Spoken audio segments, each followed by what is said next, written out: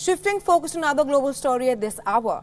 British Prime Minister Boris Johnson has survived a challenge to his leadership, winning the backing of 59% of Tory MPs despite a significant revolt against him from members of his very own party. In all, 211 Tory MPs voted for him, while 148 voted against.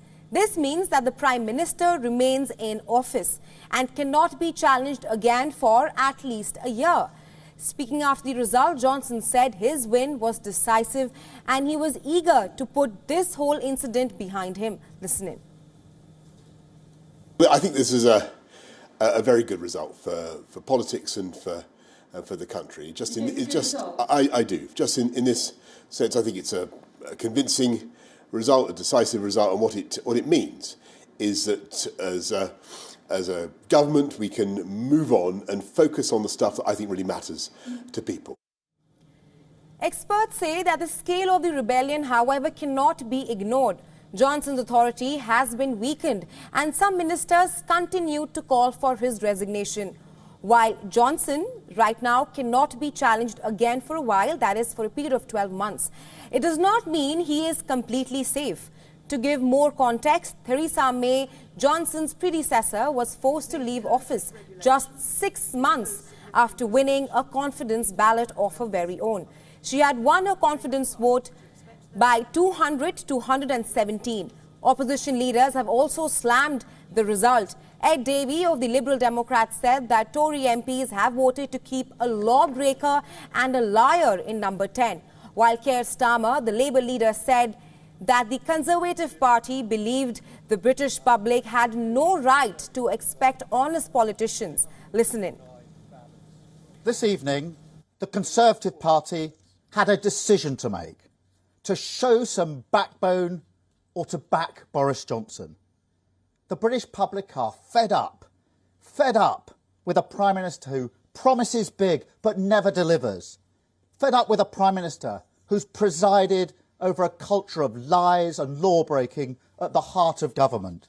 Fed up with a Prime Minister who is utterly unfit for the great office that he holds.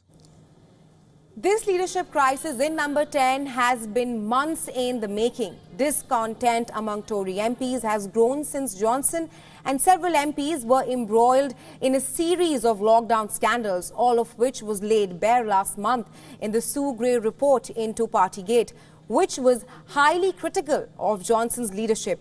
The Prime Minister himself was fined by the police for attending a birthday party in June 2020. This made him UK's first serving Prime Minister to be sanctioned for breaking the law. Johnson's next challenges are not too far away. By-elections in Wakefield and Tiverton are scheduled to be held on June 23rd. And opinion polls show that the Conservatives are on their way to losing both seats.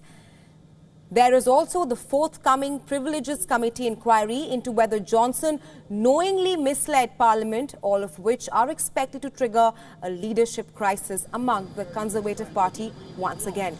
And with many rebel Tory ministers still keen on seeing Johnson out of office, it is clear that this is not the end of this story. And for more on this, our correspondent Giles Gibson has sent us this report from London. Listen in.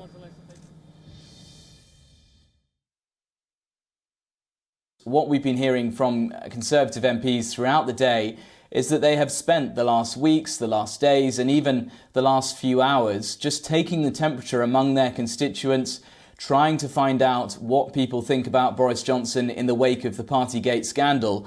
And I think looking at these numbers, you can only really say that, dozens or almost 150 Conservative MPs clearly are hearing from their constituents that there is real anger about the way Boris Johnson has handled the Partygate scandal, those parties held at 10 Downing Street over the course of coronavirus lockdowns in this country. So once again, yes, it is the headline a victory for Boris Johnson, but clearly we are seeing real evidence that there is a huge amount of opposition to Boris Johnson, not just amongst Conservative MPs, but clearly they are picking up that sort of opposition, that anger when they speak to their constituents back in their constituencies.